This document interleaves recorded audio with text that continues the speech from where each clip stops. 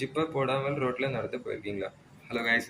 இந்த வீடியோவில் எதை பற்றி பார்க்க போறோம்னா ஸ்பாட்லைட் எஃபெக்ட் பற்றி தான் பார்க்க போகிறோம். அதாவது இந்த ஸ்பாட்லைட் எஃபெக்ட் என்ன சொல்லுதுன்னா, நீங்கள் எதை செஞ்சாலும் உங்களை ஒரு 10 பேர் பார்த்துருக்காங்க, கிரிட்டிக் பண்ணுவாங்க, உங்களை வந்து நோட்டீஸ் பண்ணுவாங்க அப்படி சொல்லுது. உதாரணத்துக்கு இப்போ நீங்கள் ரோட்டில் நடந்து போகிறீங்க, நீங்கள் போட்டுக்கிற ட்ரெஸ்ஸை வந்து பார்த்துட்டு ஏதோ ஒரு ஃபீல் பண்ணுவாங்க, இல்லை கிராஸ் பண்ணி போகிற இப்படி நினச்சிருப்பாரு அப்படி நினச்சிருப்பாருன்னு நினச்சிங்கன்னா நீங்கள் ஸ்பாட்லைட் எஃபெக்டில் இருக்கீங்கன்னு அர்த்தம். அண்ட் இது என்ன பண்ணுன்னு வச்சுக்கோங்களேன், நீங்கள் உங்களை ஒரு விஷயத்த பண்ண விடாது. லைக் இது ப்ரோக்ராஸ்டினேட் பண்ணுறதுக்கு ஒரு சப் கண்டிஷன் மாதிரி இது இருக்கிறனால உங்களால் பிடிச்ச விஷயங்கள் செய்ய முடியாது. லைக் இப்போ எனக்கு இது எப்போ வந்துச்சுன்னா, ஒரு கவர்மெண்ட் பேக் இல்லை ஒரு ஃப்ரீயாக கிடச்ச ஒரு பேக்குன்னு வச்சுக்கோங்களேன்.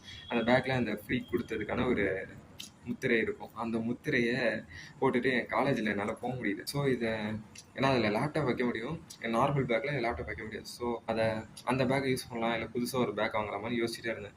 எது காசு யூஸ் பண்ணோம், அந்த ஃப்ரீ பேக்கை யூஸ் பண்ணலான்னு பார்த்தா அதை போட்டுட்டு போனேன். ஒரு ஃபஸ்ட்டு டே வந்து கொஞ்சம் பயமாச்சு இந்த ஸ்பாட்லைட் எஃபெக்ட் பற்றி. ஸோ இந்த ஸ்பாட்லைட் எஃபெக்டை போகுன்றதுக்காக நான் அந்த மாதிரி பேக் யூஸ் பண்ணுறேன். இந்த மாதிரி பல விஷயங்கள் இருக்குது. நமக்கு பிடிக்காத விஷயங்கள் இல்லை செய்ய டிஸ்கம்ஃபர்ட்டாக இருக்க அந்த விஷயங்கள்லாம் நீங்கள் ஒரு லிஸ்ட் பண்ணிக்கோங்க.